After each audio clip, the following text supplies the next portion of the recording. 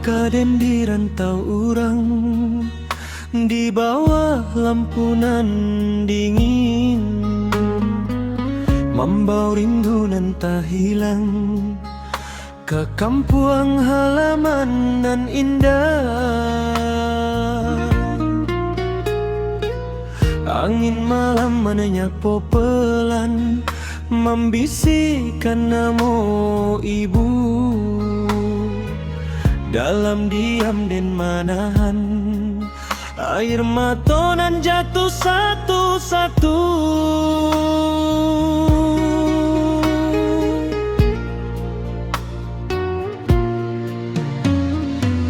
Teringat dan masa kecil, berlari di halaman rumah. Suara ayah nan mana sehati masih hidup dalam ingatan. Rumah gadang jadi saksi, cinta nan indah terganti. Kini dan jauh sendiri, mencari arti kehidupan.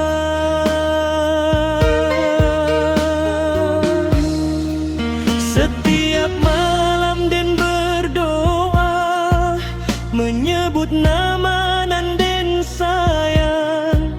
Namun jarak nan membentang, membuat hati makin hilang arah.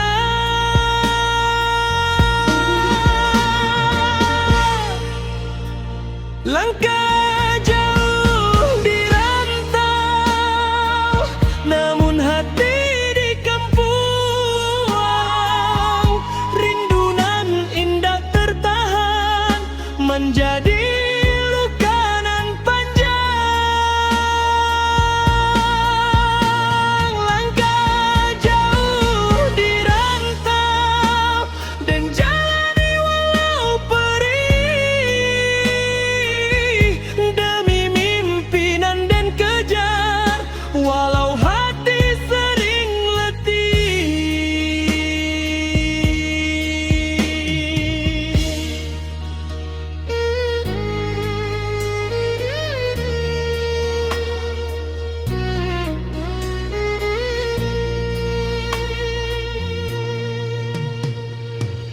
Hujan turun membasahi langkah kaki nan lelah.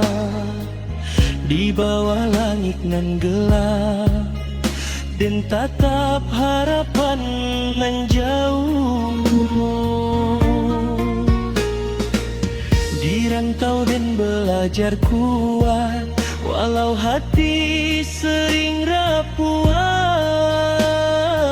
Namun doa ibu nan tulus, menjadi cahaya dalam langkah. Hari demi hari berlalu, dan jalani tanpa henti. Namun rindu tetap tinggal di dalam dada nan sunyi. Dan simpan harapan pulang dalam hati nan terdalam, supaya suatu hari nanti dan kembali ke halaman. Sabarlah hati wahai diri, perjalanan indah mudah. Walau jauh tanah dipijak, ranah Minang tetap indah.